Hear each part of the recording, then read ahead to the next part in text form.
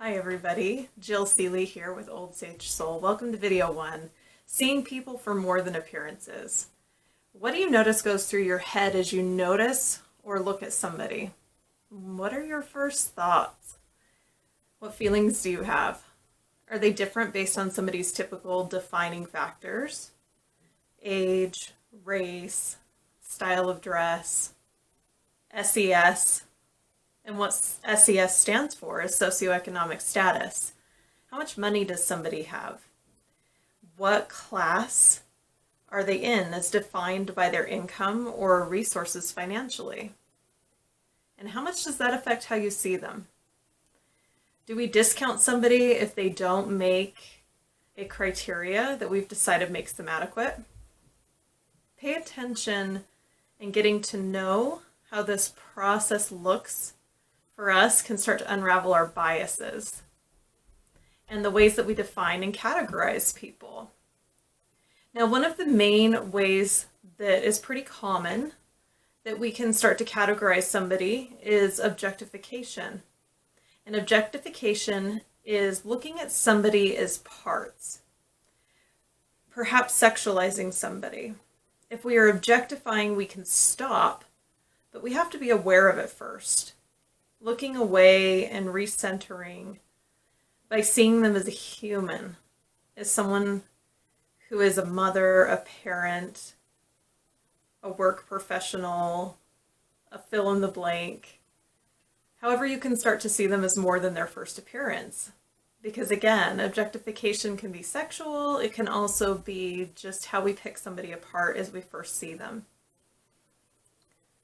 So as we see this bigger picture in that moment, we start to see a grander scale.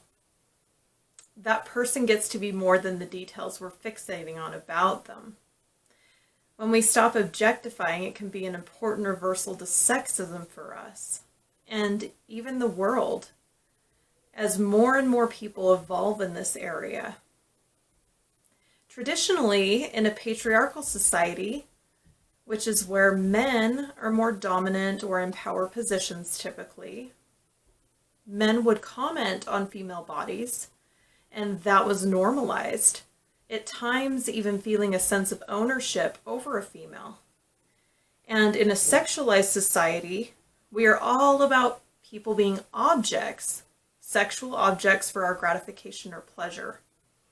If we look into history, one of the horrific travesties is slavery. Going deeper into that, the treatment of women in slavery and the awful misuse of their bodies.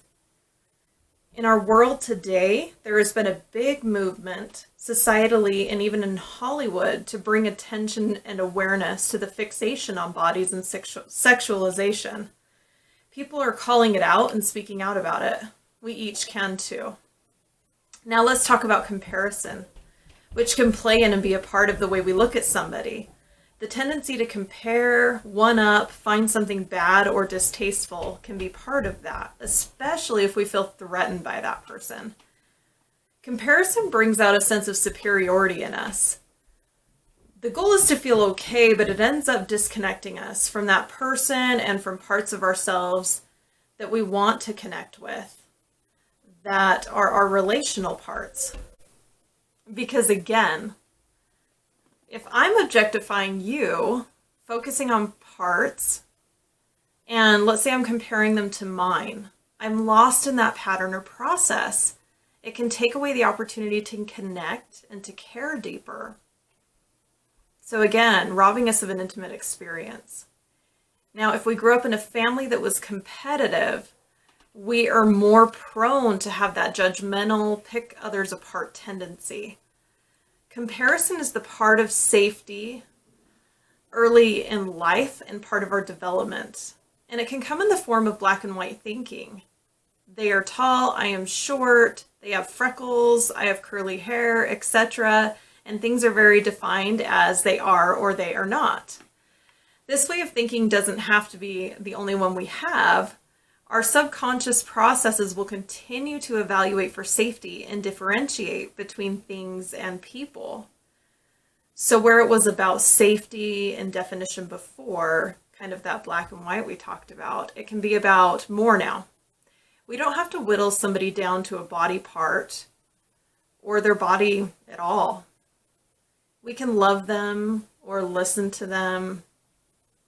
We can even like them if we're not ready to love them. Or even just let them have their space independent of ours, respecting that there is room in this world for everybody. If this is someone you don't like, observe those feelings you don't appreciate and let yourself move on. There's only so much room in your world internally. We got to be picky about what stays, what you think about, fixate on, and feel. And if boundaries are needed, come up with a plan to keep your space safe. Now let's kind of move back to the people we want around us. See how you feel about them and let yourself feel about them. Memories, strengths, what you'd miss if they died. Close your eyes in a relaxed state. Perhaps as you're dozing off, or as you've had a chance to lay in bed and decompress at nighttime as things are winding down for you. Think of that person and what comes up. Exploring what colors, sensations, thoughts, words, and memories seem to float up for you. Feeling deeper about them in mindful moments can help us relearn to see them as more of what they are, that grander picture that we're desiring. As we are more kind with our perspectives of others, we are kinder internally to us. And no matter how you're shaped, where you're from, how much money you have, how you appear, you are more than that. There's so much to you and so much to those around you. And more on you being more than that in our next video, who we are, our innate self. Thanks for joining in on this video. Feel free to comment below, subscribe, let us know what you think. We look forward to hearing from you. Bye.